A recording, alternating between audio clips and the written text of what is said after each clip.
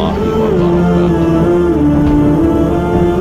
Innal hamdalillah nahmaduhu wa nasta'inuhu wa nastaghfiruh wa na'udzu billahi min syururi anfusina wa min sayyiati a'malina. Man yahdihillahu fala mudhillalah wa man yudlil fala hadiyalah. Ashhadu an la ilaha illallah wahdahu la syarikalah wa ashhadu anna Muhammadan abduhu wa rasuluh. Ya ayyuhalladzina amanu taqullaha haqqa tuqatih wa la tamutunna illa wa antum muslimun. Ya ayyuhan nasu taqu rabbakumul ladzi khalaqakum min nafsin wahidah wa khalaqa minha zawjaha wa batha minhuma rijalan katsiran wa nisaa wattaqullaha alladzi tasaaluna bihi wal arham innallaha kana 'alaikum raqibah. Ya ayyuhalladzina amanu taqullaha wa qulu qawlan sadida yuslih lakum a'malakum wa yaghfir lakum dhunubakum wa may yuti'illaha wa rasulahu faqad faza fawzan 'azima. Amma ba'd, fa inna asdaqal haditsi kitabullah wa khairal hadi hadyu Muhammadin sallallahu alaihi wasallam wa syarrul umuri muhdatsatuha wa kullu muhdatsatin bid'ah wa kullu bid'atin dhalalah wa kullu dhalalatin finnar. Ma'asal muslimin, ikhwani fillah wa akhwati, bapak-bapak, ibu-ibu, saudara-saudariku rahimani wa rahimakumullah. Alhamdulillah, segala puji bagi Allah Subhanahu wa taala yang mempertemukan kita kembali dalam kajian kitab Khud Aqidataka minal kitabi wa sunnah. Ambillah akidahmu dari Al-Quran dan Sunnah oleh Fadilatul Syekh Muhammad bin Jamil Zainu rahimallahu ta'ala. Semoga Allah Subhanahu wa ta'ala senantiasa memberikan kepada kita keistiqomahan di atas tauhid dan sunnah Rasulullah SAW dan mewafatkan kita di atas keduanya. Kita masih dalam pembahasan bab tentang asyirkul akbar, syirik besar. Pada poin ke-19, Syekh Muhammad bin Jamil Zainu mengatakan kaifan naruddu su'ala syaitan man khalaqallaha. Bagaimana kita membantah pertanyaan atau bisikan setan, terutama dari kalangan jin, yang membisikkan siapa yang menciptakan Allah. Dalam Sahih Bukhari Muslim nanti akan disampaikan para perawi-perawinya, kata Rasul SAW, "Iya'ti syaitanu ahadakum." Kata Rasul, setan akan datang kepada salah seorang di antara kalian. Kita wajib memahami setan itu ada dua jenis. Dari jenis manusia dan jenis al-jin. Sebagaimana dalam surat An-Nas, minal jinnati wan nas. Demikian pula dalam surat Al-An'am, Allah mengatakan wa kadzalika ja'alna likulli nabiyyin aduan syayatinal insi wal jinni yuhi ba'duhum ila ba'din zukhrufal qawli ghurura. Demikianlah kami jadikan bagi setiap nabi musuh-musuh dari kalangan setan, jin dan manusia. Sebagian mereka membisikkan kepada yang lain ucapan-ucapan yang indah untuk menipu manusia. Sekali lagi, setan bukan makhluk tersendiri, namun setan ada dua jenis dari golongan manusia dan jin yang mereka disatukan sebagai musuh para nabi, para rasul. Mereka bersatu dalam menyesatkan manusia, terutama dalam akidah, dalam bab at-tauhid. Ya, meskipun kalau yang dibahas di sini lebih identik kepada setan dari kalangan al-jin. Kata Rasul, ya'ti syaitanu ahadakum.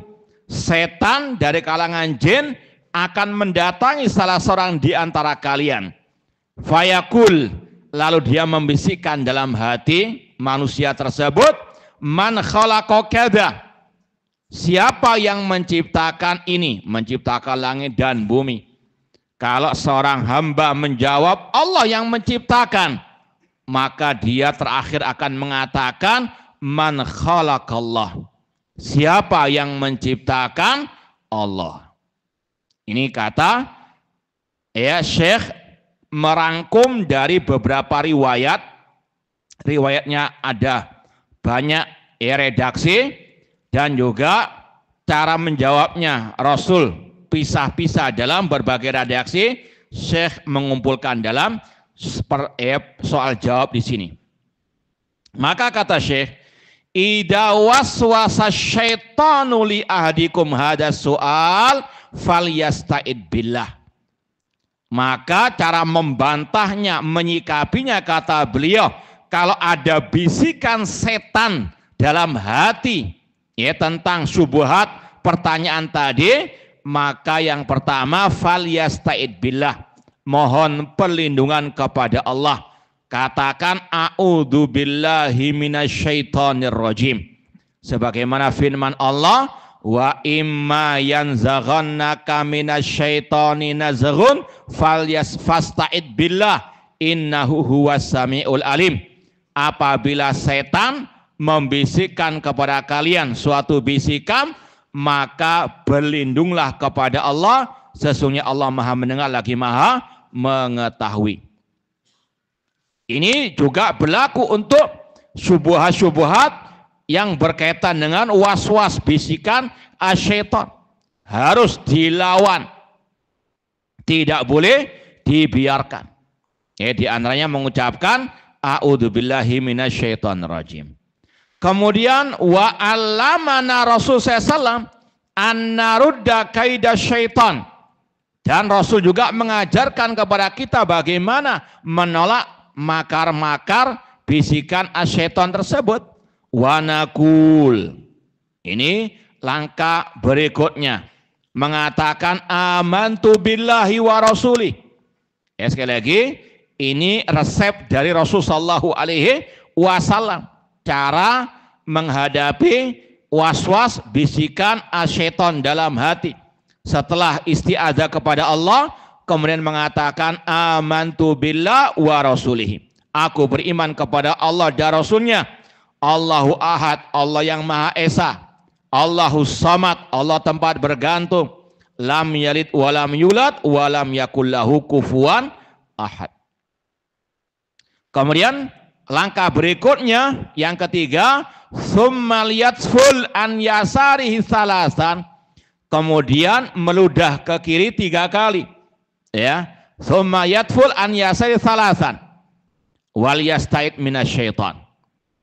Wal yantahi, dan harus diperangi, betul-betul diakhiri bisikan tersebut. Artinya betul-betul dibuang, dijauhkan dari dirinya, jangan diteruskan. Fa inna dzalika yudhibu anhu. Maka dengan tadi 3 langkah isti'adzah, mengatakan amantu billah dan seterusnya, kemudian meludah 3 kali tadi, maka kata Rasul itu akan bisa menghilangkan bisikan asyaiton.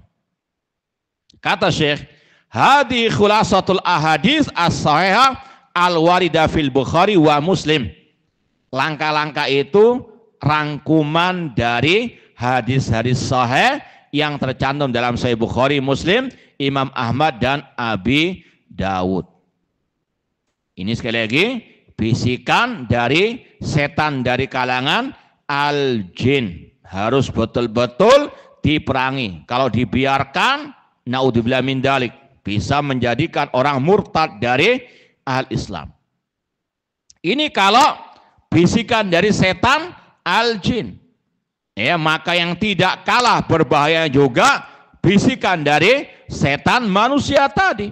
Yang intinya sama, bagaimana menjatuhkan manusia ke dalam kesyirikan, kekufuran. Dan itu kata Ibnu Qayyim rahimahullah, target setan yang pertama. Para ulama membahas setan dalam menggelincirkan manusia ada skala prioritas, ada targetnya.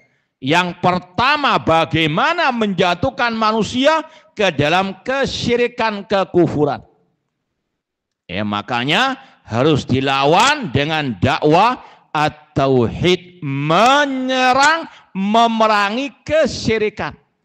Karena apa? Setan itu target utamanya. Maka melawannya dengan tadi mengikuti dakwah para nabi, para rasul. Makanya kata Allah tadi, setiap nabi punya musuh dari kalangan setan, jin dan manusia. Dan sudah kita sampaikan berulang kali, prioritas dakwah nabi, para rasul, dakwah kepada tauhid, melarang dari kesyirikan. Makanya kalau ada manusia-manusia yang menghalangi dakwah tauhid, hakikatnya setan dari kalangan manusia. Allah yang mengatakan demikian, wa kadzalika ja'alna likulli nabiyyin aduwan syayatinal insi wal jin. Demikian pula yang menyeru manusia kepada kesyirikan, pada hakikatnya setan dari kalangan apa? Al-ins, dari kalangan manusia. Ya, casingnya manusia, namun ya isinya setan. Ya, atau bahkan kalau mungkin pernah kita sampaikan ucapan Imam Az-Zahabi rahimahullahu ta'ala. Ya, ketika beliau mengomentari ucapan ulama salaf yang bernama Abu Kilabah. Ya, Abu Kilabah pernah mengatakan, idza haddatsa rajula bisunnah faqala da'na min hadza hati kitaballah fa'lam annahu dalun mudil. Seorang ulama salaf yang bernama Abu Kilabah mengatakan, apabila Anda menyampaikan kepada seseorang tentang sunnah Rasul, hadis Rasul, tapi dia mengatakan nggak usah pakai hadis, datangkan ayatnya. Maka kata Abu Kilabah, ketahuilah orang ini sesat menyesatkan. Ini ucapan Abu Kilabah. Imam Dahabi dalam biografi Abu Kilabah menambahkan ucapan, ya, idza ra'aita al-mutakallim al-mubtadi' yaqul da'na minal kitab wal ahadisil ahad fa'lam annahu Abu Jahal. Kata beliau, apabila Anda mendapati ahli kalam, ahli filsafat, ahli bidah, mereka mengatakan nggak usah pakai ayat, nggak usah pakai hadis ahad, hatil akal, cukup akal saja, ketahuilah dia Abu Jahal. Paham? Nah, kemudian kata beliau lagi, wa idza ra'aita at-tauhidi asalik at-tauhidi yaqul da'na min hadza wa hati dzauq fa'lam annahu iblis zahara fi suratil bashar. Kata Imam Az-Zahabi yang bermadzhab Syafi'i, apabila Anda mendapati orang yang mengikuti tarekat-tarekat sufia mengatakan enggak usah pakai ayat, enggak usah pakai hadis, cukup perasaan, dzauq. Kata Imam Dahabi, ketahuilah dia itu iblis yang menampakkan diri dalam bentuk manusia. Sekali lagi, ini yang dikatakan oleh Allah tadi, musuh para nabi, setan dari kalangan jin dan manusia. Di antaranya tadi juga kata Imam Dhahabi, yang tidak mau ayat, tidak mau hadis, namun apa? Hanya dengan dzauq. Apakah ada orang yang seperti itu? Banyak. Hadis dalam Sahih Bukhari katanya tidak diterima kalau enggak sesuai dengan dzauq perasaannya.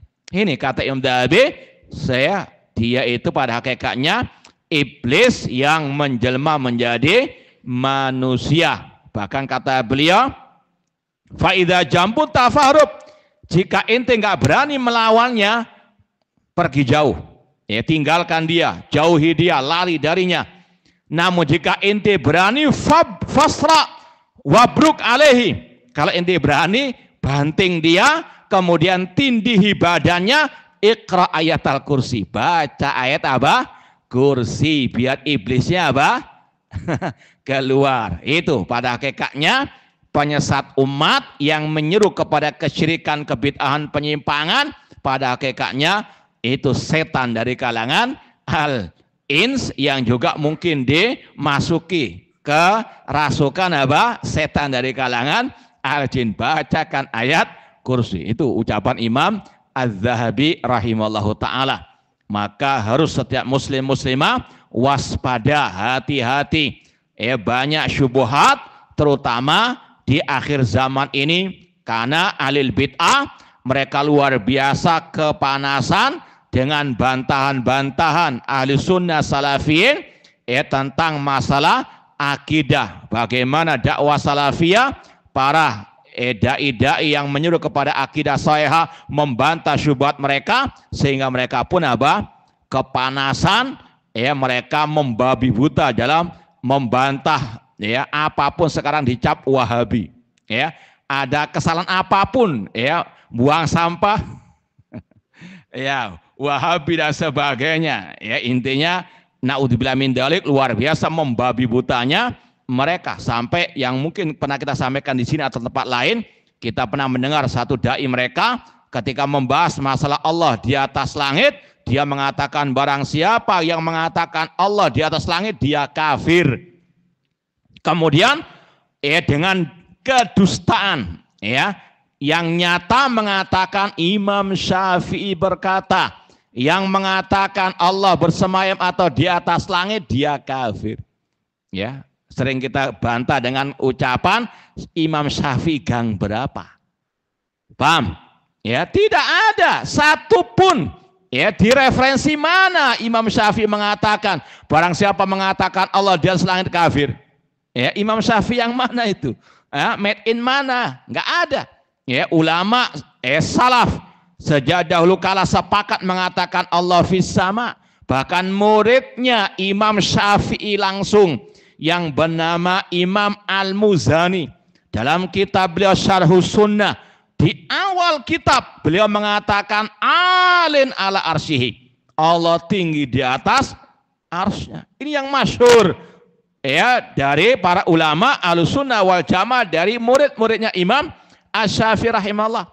Bahkan Imam As-Sabuni Asy-Syafi'i dalam kitab beliau Aqidah Salaf Ashabil Hadis, ketika membahas masalah Allah di atas langit, beliau mengatakan Imam Syafi'i dalam kitabnya meriwayatkan hadis tentang budak perempuan ketika ditanya oleh Rasul, di mana Allah, sang budak menjawab Allah di atas langit. Kata Imam As-Sabuni Asy-Syafi'i, itu karena Imam Syafi'i meyakini Allah fis sama.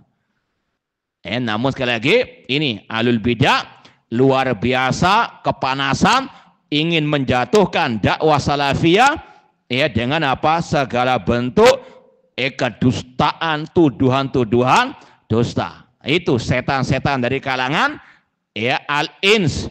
Maka waspada dari dua-duanya, bisikan setan dari kalangan jin dan juga bisikan setan dari kalangan manusia, yang target utamanya bagaimana menjatuhkan manusia ke dalam kesyirikan, kekufuran.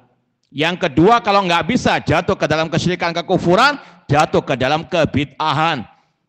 Kalau tidak bisa, baru dosa-dosa besar. Ini skala prioritas setan dalam menyesatkan manusia. Makanya Imam Sufyan Ats-Tsauri mengatakan al bid'atu ahabbu ila iblis minal maksiat. Bid'ah lebih dicintai oleh iblis daripada maksiat. Target kedua setelah kesyirikan, bagaimana menjatuhkan orang ke dalam kebid'ahan, entah bid'ah dalam ibadah ataupun bid'ah dalam masalah al-aqidah.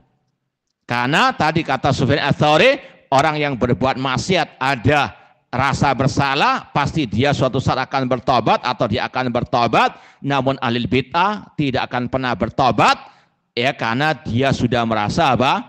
Benar. Ya, ini secara hukum al-ghalib. Wallahu ta'ala alam. Intinya tadi, hati-hati bisikan setan dari kalangan jin dan manusia, terlebih lagi di zaman medsos seperti ini. Jangan pernah mencicipi majelis ahli bid'ah, entah di dunia nyata atau di dunia maya atau bahkan di dunia lain. Nah, ta'udzubillahi min dzalik. Poin ke-20 dikatakan di sini, ma huwa dararus syirkil akbar. Apa bahayanya syirik besar? Kata Syekh, asyirkul akbar yusabbibul khuluda finnar.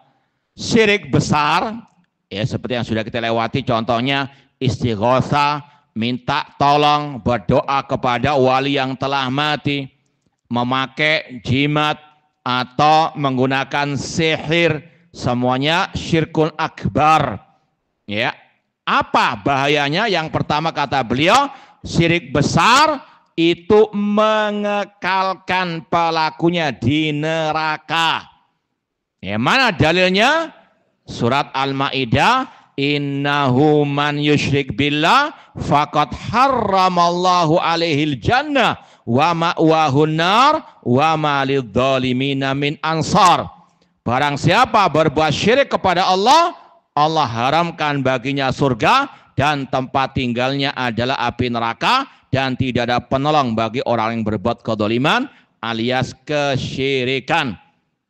Dan ini kalau dibandingkan dengan pelaku dosa selain syirik, maka dosa maksiat masih ada harapan diampuni. Ya, kalau antum mau tambahkan, ya, di antara bahaya syirik yang kedua, syirik besar tidak ada ampun dari Allah Ta'ala. Ya, dalilnya surat An-Nisa ayat kalau nggak salah berapa itu, 48 atau 38? Hah? 48. Innallaha la yaghfiru an yushraka bihi wa yaghfiru ma duna dzalika liman yasha. Sesungguhnya Allah tidak mengampuni dosa syirik, namun Allah masih mengampuni dosa selain syirik bagi yang Dia kehendaki. Seandainya orang itu mulai lahir, misalnya mulai lahir sudah minum minuman keras sampai mati, megang botolnya minuman keras, nggak tobat sama sekali, tapi dia nggak pernah berbuat syirik, maka masih ada harapan masuk surga. Allah yang mengatakan demikian, wa yaghfiru ma duna dzalika liman yasha.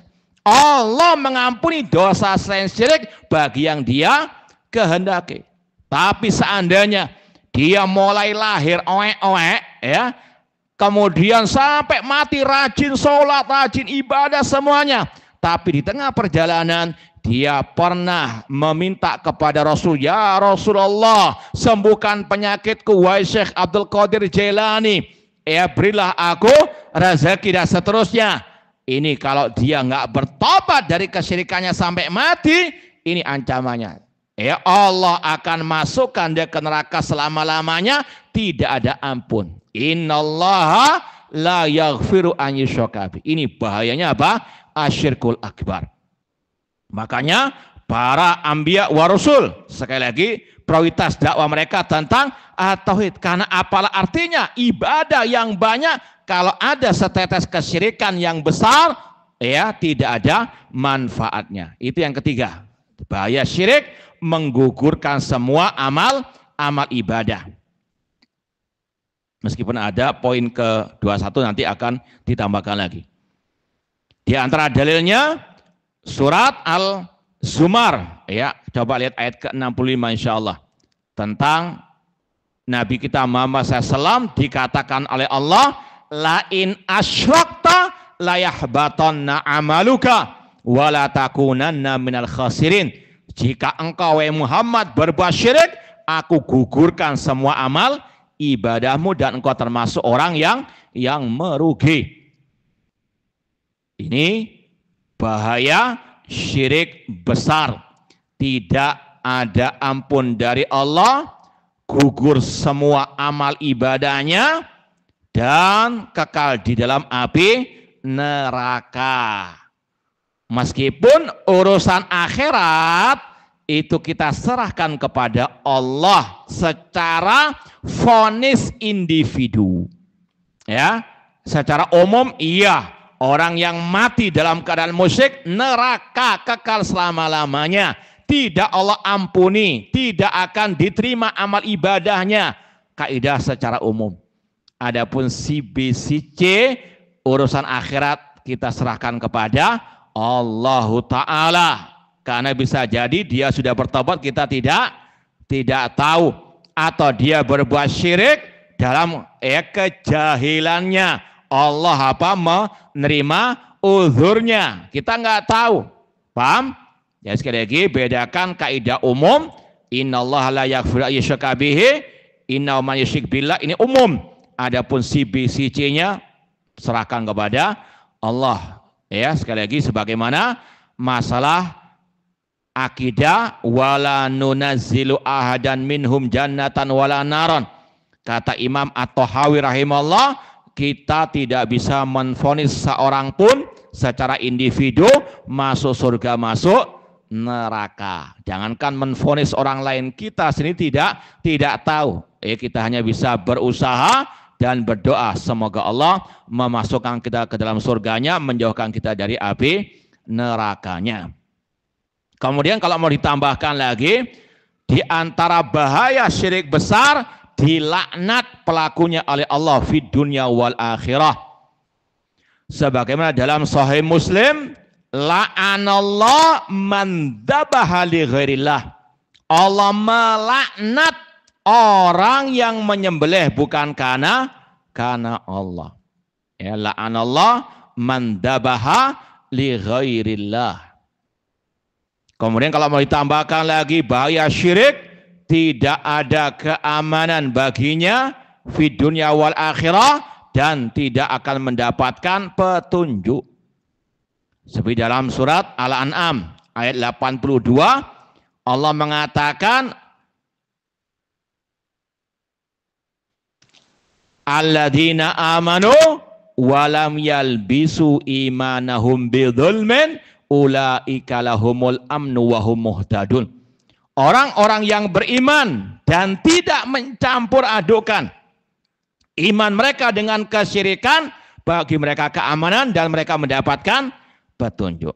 Yang bertauhid Allah berikan keamanan, Allah berikan petunjuk, maka lawannya yang berbuat syirik tidak Allah berikan keamanan dan dia tidak mendapatkan al-hidayah. Na'udzubillahi min dzalik.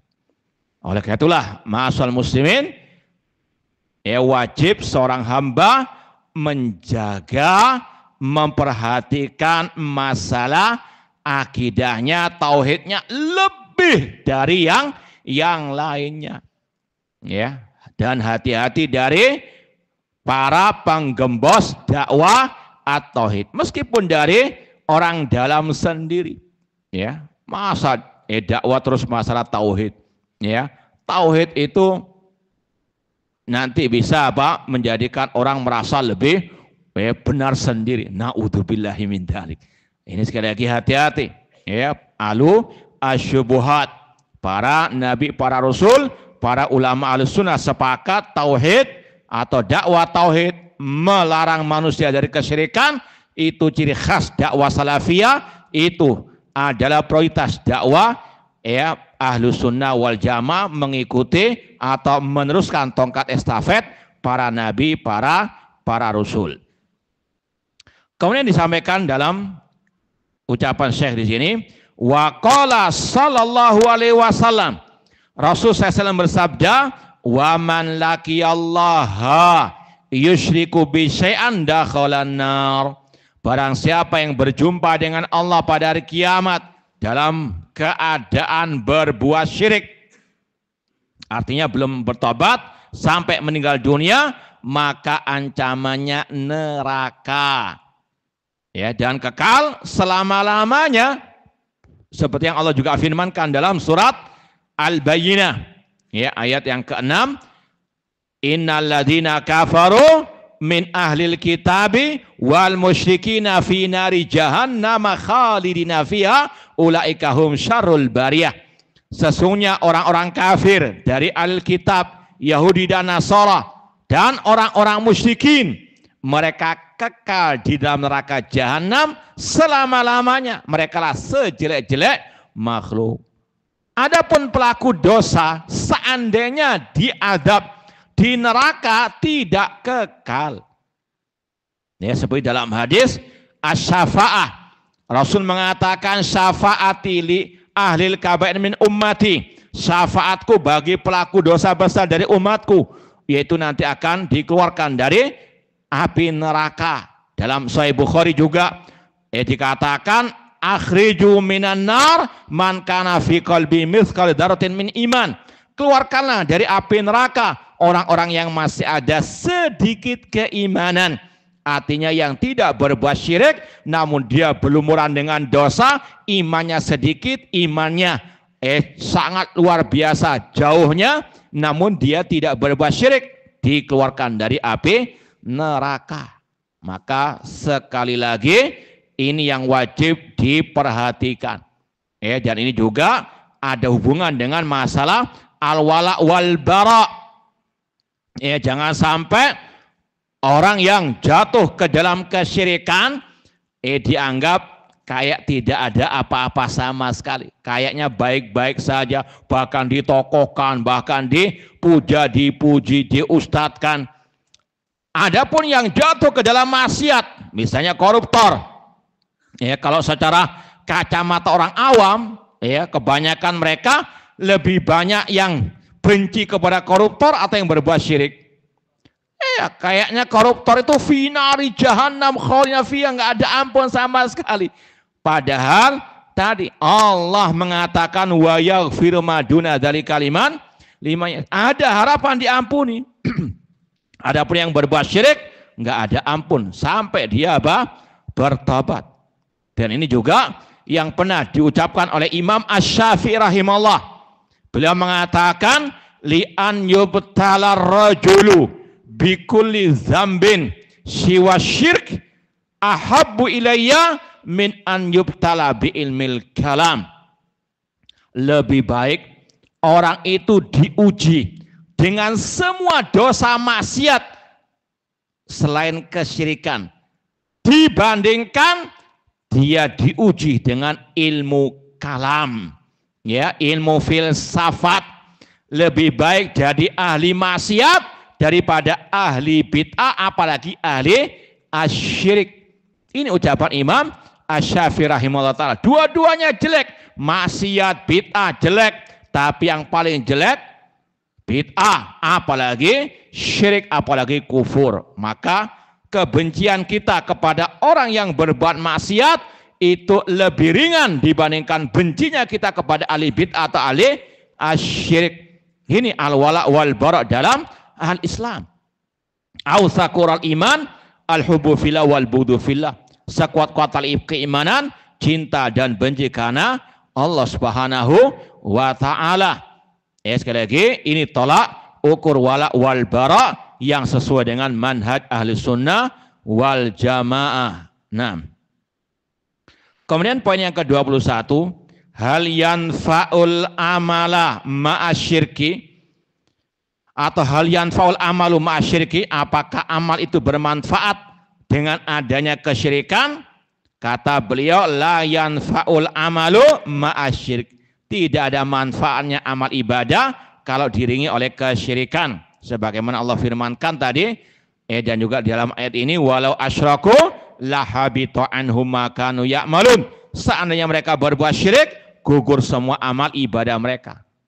Kalau tadi kita umpamakan seandainya mulai lahir sudah sholat, bahkan bisa haji, sampai mati terus ibadah, sekali saja berbuat syirik dan tidak tobat sampai mati, ini ancamannya semuanya gugur, nggak ada manfaatnya amal ibadahnya tersebut, karena tauhid pondasinya amal ibadah. Ibadah tanpa tauhid, kata ulama, seperti salat tanpa wudhu. Diterima atau tidak? Tidak diterima salatnya. Sama dengan ibadah tanpa syirik alias diiringi dengan kesyirikan. Makanya sekali lagi ini rahasia kenapa para nabi, para rasul mereka memprioritaskan dan mendahulukan dakwah kepada tauhid, karena nggak ada manfaatnya akhlak yang mulia, nggak ada manfaatnya amal ibadah tanpa tauhid, tanpa meninggalkan asyirik, itu pondasi yang utama. Wa qala sallallahu alaihi wasallam, Rasul SAW bersabda, qala Allah Ta'ala, Allah berfirman dalam hadits qudsi, ana aghna syuraka anisyirki, aku tidak butuh sekutu-sekutu. Man amila amalan asyraka ma'i fihi ghairi taraktu wa syirka. Barang siapa berbuat suatu amalan yang dia menyekutukan aku dengan selainku, maka aku tinggalkan dia dan sekutu-sekutunya. Seorang muslim harus betul-betul menjauh dari segala bentuk kesyirikan yang nampak maupun yang tersembunyi, di antaranya dengan terus istiqomah belajar akidah sahihah, belajar tauhid yang benar berdasarkan qala Allah wa qala Rasul wa qala as-sahaba. Baik, kita lanjutkan bab berikutnya, asyirkul asghar, syirik kecil. Ma huwa syirkul asghar? Apa itu syirik kecil? Beliau menyatakan asyirkul asghar huwa riya. Syirik kecil itu adalah ar-riya, yaitu berbuat amal kebaikan untuk dipuji oleh manusia atau untuk diperlihatkan kepada manusia. Entah itu sholat, entah itu puasa, zakat, haji, atau juga thalabul ilmi. Ini juga bagian dari introspeksi kita. Selayaknya untuk seorang muslim muslimah terus mengintrospeksi dirinya. Untuk apa dia beramal ibadah? Ini yang kita sampaikan tadi. Iya, mungkin dia jauh dari dosa syirik besar, tapi hati-hati dengan syirik kecil. Di antaranya dalam thalabul ilmi, hendaknya terus dikoreksi. Untuk apa dia datang ke majelis al-ilmu? Apakah untuk dilihat oleh camernya, atau oleh bosnya dan seterusnya? Karena ancamannya berat, kata Rasul SAW dalam Sunan Tirmidzi. Rasul mengatakan, man ta'allama ilman mimma yubtagha bi wajhillah la yata'allamuhu illa li gharadin minad dunya lam yajid rihal jannah. Barang siapa yang belajar ilmu agama yang seharusnya dia niatkan mencari wajah Allah, ridha Allah, namun dia mencari ilmu agama untuk mendapatkan bagian dari urusan dunia, dia tidak mencium bau surga. Ini ancaman yang sangat berat yang Rasul katakan kepada bukan orang yang di pasar, bukan orang yang di pinggir jalan, namun yang di majelis ilmu. Hati-hati. Thalabul ilmi harus lillahi ta'ala. Kata Imam Ahmad ketika ditanya, kaifa ya'rifur rajul al-niyatal hasana fi talabil ilmi? Bagaimana seseorang itu tahu dirinya niatnya baik, ikhlas dalam belajar ilmu agama? Kata beliau, idanawa raf'al jahli an nafsihi. Kalau dia niatkan belajar ilmu itu untuk mengangkat kejahilan, kebodohan dari dirinya, itu indikasi dia apa? Ikhlas, bukan untuk mendapatkan pujian dari orang. Dan kita juga pernah mendengar sabda Rasul, awwalu man tusar biman nar salasa. ada 3 golongan manusia yang akan pertama kali dimasukkan ke neraka. Di antaranya orang yang belajar ilmu agama, niatnya liuqala alim, untuk dikatakan sebagai seorang yang alim. Dia belajar Quran, hafid Quran, untuk dikatakan al-qari. Maka dia yang akan dimasukkan pertama kali ke dalam neraka. Maka hati-hati, niat harus terus jaga keikhlasannya, terus diintrospeksi. Sampai-sampai kata Sufyan Ats-Tsauri, ma'alastu syai'an asyadda alayya min niyati. Tidak ada sesuatu yang lebih berat untuk aku obati dalam diriku dibandingkan masalah apa? Niat. Karena hati dikatakan dalam bahasa Arab al-qalb litaqallubihi. Hati dalam bahasa Arab dinamakan al-qalb dari bahasa Arab litaqallubi, karena selalu berubah-ubah. Kadang ikhlas, kadang setengah ikhlas, kadang enggak ikhlas. Maka harus terus dikoreksi, terus diintrospeksi. Makanya para ulama dalam kitab-kitab hadis sering membawakan hadis innamal a'malu binniyat, untuk mengingatkan para penuntut ilmu agama sebelum jauh melangkah, koreksi niat. Untuk apa kita belajar ilmu agama? Demikian pula dengan ibadah-ibadah yang lain. Untuk apa kita bersedekah? Untuk apa kita haji umrah? Apakah untuk dilihat oleh manusia? Na'udzubillahi min dzalik. Qala ta'ala, Allah berfirman, faman kana yarju liqa'a rabbih falyamal amalan salihah wala yusyrik bi ibadati rabbih ahada.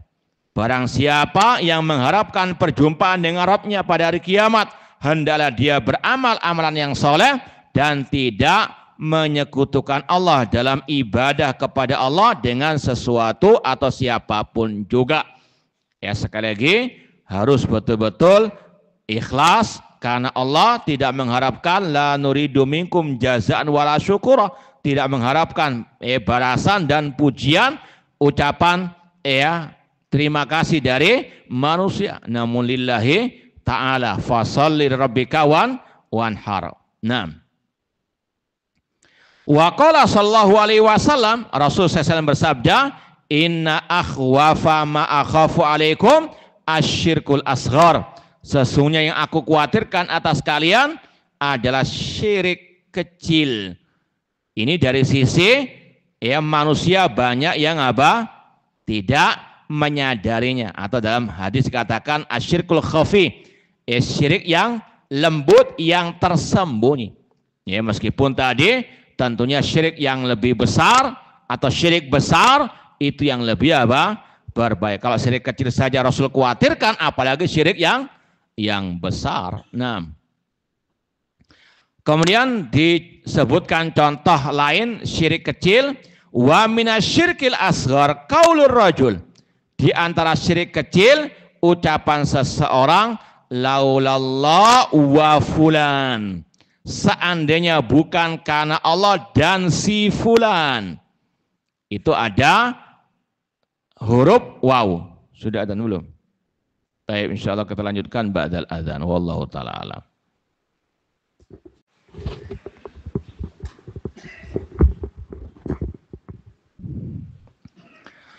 Baik, ma'asal muslimin, ikhwani fillah wa akhwat rahimani wa rahimakumullah.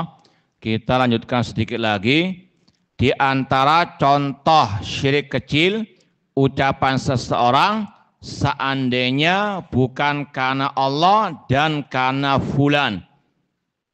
Au masyaallah wasyita, atau ucapan karena kehendak Allah dan karena kehendakmu.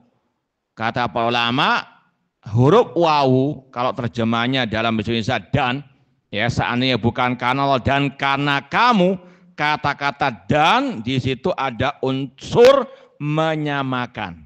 Meskipun orang yang mengatakannya kebanyakan tidak sengaja, tidak ada niat, cuma itu ketergelinciran lisan, tetap hukumnya syirik, tapi syirik kecil, wajib ditinggalkan. Kalau mau, kata Rasul, la taqulu masyaallah wa sya'fulan. Jangan mengatakan karena kehendak Allah dan karena kehendak fulan. Walakin kulu, namun katakan yang benar, masya Allah summa sya'a fulan, namun katakan karena Allah kemudian. Ya, beda dan apa? Kemudian. Ini Islam sangat detail dalam urusan akidah. Jangan meremehkan. Rasul memperhatikan sekali. Hanya karena apa? Huruf wawu. Hanya karena dan Rasul menegur dengan mengatakan yang benar katakan karena kehendak Allah kemudian. Karena kalau kata-kata kemudian itu ada tartib urutan. Allah kemudian, namun kata-kata dan itu ada unsur apa? Menyamakan. Dan ini juga kata para ulama sama dengan sebagian orang yang menempelkan lafadz nama Allah sejajar dengan nama Muhammad. Itu juga sama, mensejajarkan, tidak selayaknya. Ini juga sama dengan makna Masya Allah wa sya'a fulan. Kemudian contoh yang lain juga kalau ditambahkan kata para ulama sama dengan kata-kata kalau karena Allah dan karena fulan saja itu diharamkan syirik kecil, maka lebih parah dari itu seandainya ada orang mengatakan kalau bukan karena satpam rumah saya kemalingan. Paham? Ini juga sama. Maka kalau yang mau benar seandainya bukan karena Allah kemudian karena satpam. Apalagi kalau bukan karena anjing itu saya tidak akan selamat misalnya. Ini juga lafaz-lafaz yang perlu dikoreksi, diluruskan. Seandainya bukan karena Allah kemudian karena si fulan saya akan demikian. Maka sekali lagi kata-kata summa itu yang diluruskan, yang dibenarkan oleh Rasulullah SAW. Contoh syirik kecil yang lain. Hal yajuzul halif bi ghairillah. Apakah boleh bersumpah dengan selain nama Allah demi Muhammad, demi Ka'bah, demi waktu, demi Abdul Qadir Jailani? Kata beliau, la yajuzul halif bi ghairillah. Tidak boleh bersumpah dengan selain nama Allah. Dalilnya kul bala wa rabbi la tub'atsuna. Katakan wahai Nabi Muhammad, sekali-kali tidak demi Rabbku. Rasul diajarkan bersumpah dengan nama Rabb Allah Subhanahu wa taala. Dalam hadis man halafa bi ghairillahi faqad asyraka. Barang siapa yang bersumpah dengan selain nama Allah maka dia berbuat syirik. Kata para ulama, bersumpah dengan selain nama Allah itu ada dua hukumnya. Ada yang syirik besar, ada yang syirik kecil. Kapan bersumpah dengan selain nama Allah syirik besar? Kalau dia meyakini yang dijadikan sumpah itu bisa mendatangkan manfaat dan madarat dengan sendirinya. Misalnya ada orang bersumpah demi Syekh Abdul Qadir Jailani. Di hatinya itu ada keyakinan kalau dia melanggar sumpahnya maka Syekh Abdul Qadir Jailani akan murka kepadanya, akan mendatangkan balak kepadanya. Paham? Itu baru namanya syirkun akbar. Meyakini selain Allah bisa mendatangkan manfaat dan madarat. Tapi kalau sekedar ucapan di lisan, karena ikut-ikutan banyak orang demi Allah, demi Nabi Muhammad, ini dinamakan syirik kecil. Kecuali tadi kalau ada keyakinan Nabi Muhammad yang bisa mendatangkan manfaat dan madarat dengan aslinya baru syirkun al-akbar. Abdullah bin Mas'ud radhiyallahu anhu seorang sahabat Rasul. Beliau pernah mengatakan ahlifu billahi kadiban ahabbu ilayya min an ahlifa bi ghairillahi shadiqan. Kata Abdullah bin Mas'ud radhiyallahu anhu, lebih baik aku bersumpah dengan nama Allah meskipun dusta bohong daripada aku bersumpah dengan selain nama Allah meskipun jujur. Taib, mana yang benar dari dua hal itu? Salah semua, tapi kesalahan itu bertingkat-tingkat. Anak ulangi lagi, antum jangan Ini sekedar ngetes, ngantuk enggak antum. Ya, kata Abdullah bin Mas'ud, lebih baik aku bersumpah dengan nama Allah meskipun aku bohong, aku dusta, daripada aku bersumpah dengan selain nama Allah namun jujur. Pertanyaannya, mana yang benar? Yang benar bersumpah dengan nama Allah dan jujur. Ya, namun ini berkaitan dua kesalahan. Mana yang paling ringan, mana yang paling fatal? Tetap tadi kembali, syirik lebih berbahaya daripada apa? Dosa maksiat. Orang berdusta dosa maksiat, tapi lebih ringan dibandingkan kesyirikan, meskipun syirik kecil. Ya, sekali lagi, syirik yang besar maupun yang kecil lebih berbahaya daripada apa? Semua bentuk dosa maksiat. Ini sekali lagi, salaf mengatakan dosa itu berlevel-level. Ya, sekali lagi harus betul-betul dipahami. Ya, sumpah dengan selain nama Allah itu bisa syirik besar, bisa syirik apa? Kecil. Ya, tergantung niat atau keyakinan orang yang bersumpah tadi. Kalau dia bersumpah dengan selain nama Allah dan meyakini si fulan tersebut, si wali tersebut bisa mendatangkan manfaat dan madarat, atau kalau istilah kebanyakan orang awam, kalau saya melanggar sumpah ya demi Abdul Qadir Jailani tadi, saya kualat dengan Syekh Abdul Qadir Jailani, ini syirkun apa? Akbar. Tapi kalau sekedar ucapan lisan, tidak ada keyakinan seperti itu, hanya ikut-ikutan, tetap salah, tapi syirik kecil. Paham dong?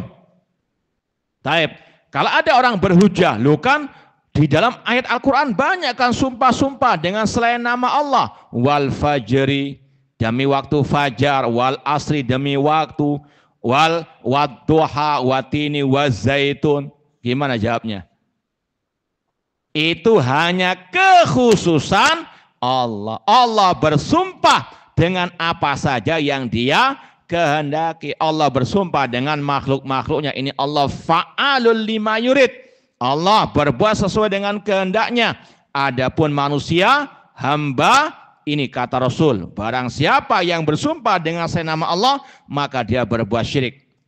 Kemudian Rasul mengatakan, man kana halifan falyahlif billah aw liyasmut. Barang siapa yang ingin bersumpah, bersumpahlah dengan menyebut nama Allah, atau kalau tidak bisa, hendaklah dia diam. Ya, tidak boleh bersumpah meskipun dengan nama Nabi Muhammad atau menggandengkan demi Allah, demi Muhammad, itu syirik kepada Allah. Rasul yang mengatakan demikian. Wallahu ta'ala alam. Insyaallah kita akan lanjutkan bab berikutnya di pertemuan yang akan datang biidznillah ta'ala. Ini ada pertanyaan, Ustadz bisa jelaskan apa yang dimaksud dengan sifat al-hayyu bagi Allah? Mungkin yang dimaksud adalah sabda Rasul, innallaha hayyun karim yastahyi min abdihi idza rafa'a yadahu an yaruddahu sifra. Dalam hadis yang sahih, Rasul mengatakan Allah itu maha pemalu dan Allah maha mulia atau maha dermawan, dan Allah malu kalau hambanya menengadahkan, mengangkat kedua tangannya memohon kepadanya, kemudian ditolak oleh Allah. Hadisnya sudah menjelaskan arti Allah maha pemalu. Di antaranya tadi, Allah malu jika hambanya mengangkat kedua tangannya berdoa untuk ditolak oleh Allah Subhanahu wa ta'ala. Ahlussunnah menetapkan semua nama Allah, semua sifat Allah. Di antara nama Allah Al-Hayy, ya, Allah maha pemalu. Sifatnya Allah malu. Di antaranya tadi, malu kalau ada hambanya berdoa mengangkat kedua tangan lalu ditolak. Kita tetapkan Allah punya sifat rasa malu, namun sesuai dengan kebesarannya, tidak boleh disamakan dengan sifat makhluk. Sama dengan sifat pendengaran, sifat Allah itu al-haya, punya sifat kehidupan dan seterusnya. Tetapkan tanpa diserupakan dengan sifat makhluk. Sifat makhluk sesuai dengan kekurangannya, sifat Allah sesuai dengan kesempurnaan dan kemuliaan serta kebesarannya. Bolehkah mendengarkan khutbahnya ahlul bid'ah jika kita terpaksa sholat Jumat di masjidnya? Bedakan kondisi normal, kondisi ada pilihan dengan tidak ada apa? pilihan. Sholat Jumat, menghadiri khutbah Jumat hukumnya wajib bagi kaum laki-laki yang mukim. Maka apa? Dengan terpaksa kalau tidak ada masjid yang sunnah, duduk meskipun tetap dengan apa? Kewaspadaan. Ini di luar apa?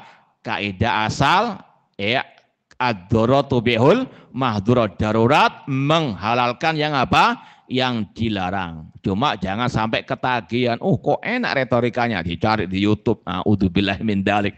Sekali lagi, bedakan keadaan yang sebagaimana kita kan dilarang bermajlis dengan ahli bid'ah secara umum, Tapi sebagian orang ini ada yang mengkiaskan. Waktu itu kita membantah sebagian orang yang hadir di muktamarnya ahli bid'ah.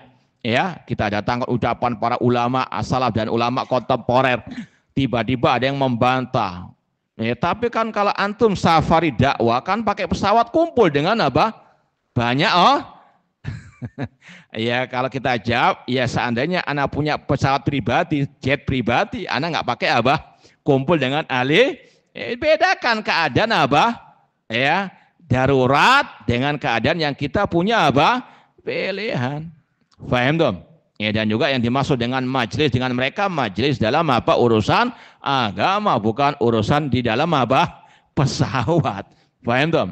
Cuma ada orang yang sekedar asbun sebagaimana tadi alil bid'ah membantah dengan membabi buta tanpa kaidah-kaidah yang ilmiah. Pokoknya asal ngomong, asal bunyi saja. Naudzubillahi min dzalik. Tetap sekali lagi, kalau misalnya tidak ada lagi masjid selain masjid alil bid'ah dan sudah waktunya sholat Jumat, maka apa?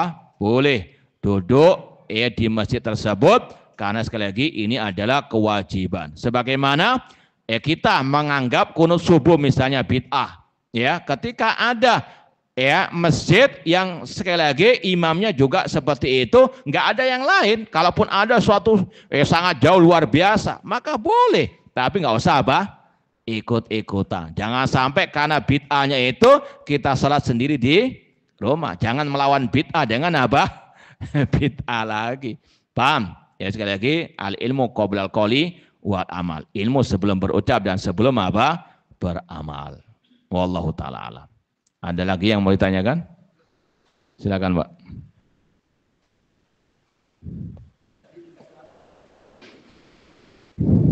Syirik kecil ya.